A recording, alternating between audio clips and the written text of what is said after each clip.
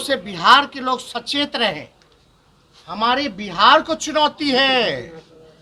ये भाजपा के लोग बिहार के धरती पे लोकतंत्र की जननी में आकर के लोकतंत्र को चुनौती दे रहे हैं।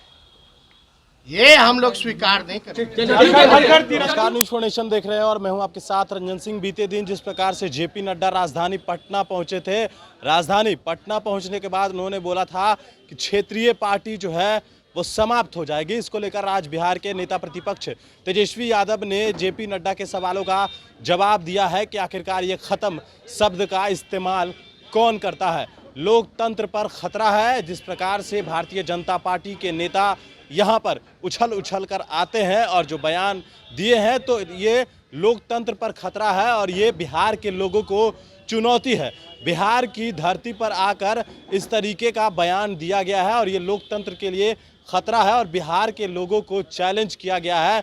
और इस तरीके के बयान के बाद जो है वो तेजस्वी यादव ने साफ तौर पर क्या कुछ कहा है जेपी नड्डा के इस बयान को लेकर। सुनिए उनके बयान। लेकिन इसी भाजपा के जो राष्ट्रीय अध्यक्ष वो कहते हैं कि आने वाले समय में क्षेत्रीय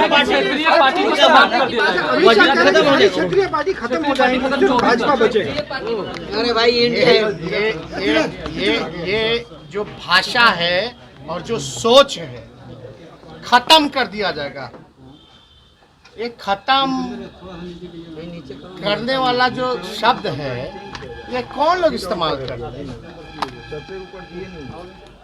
ये उनका सोच बता रहे हैं। लोकतंत्र में विपक्ष का होना महत्वपूर्ण है और जब विपक्षी नहीं रहेगा तो लोकतंत्र खत्म हो जाएगा।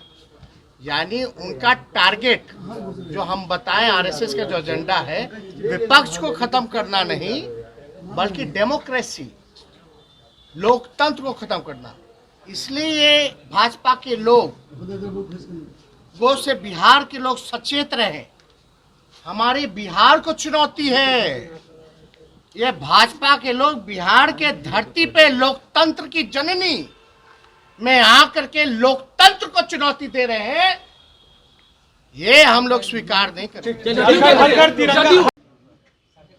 तरस है, आता है हमको उस जांच एजेंसियों पे कि आज एक गुलाम के रूप में लोग काम कर रहे हैं।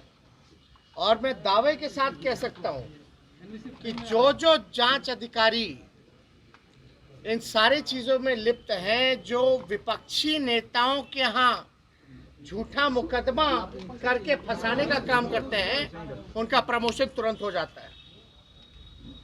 आप रिकॉर्ड चेक कर लीजिए, जो जो आरोप कहीं भी रहा हो उसका प्रमोशन तात्कालीन हुआ है, उसको इनाम मिला है।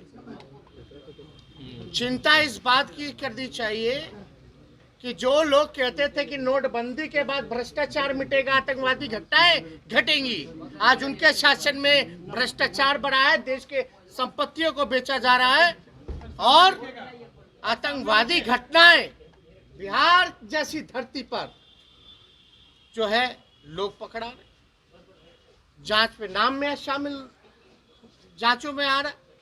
तो ये कहीं ना कहीं से जो लोग दावा करते थे, आप बताओ 25-25 करोड़ 50-50 करोड़ रुपए नगद बरामद हो रहा है, तो आप कल्पना कीजिए कि इनका झूठा वादा था कि नहीं था डिमोनेटाइजेशन का, नोटबंदी का।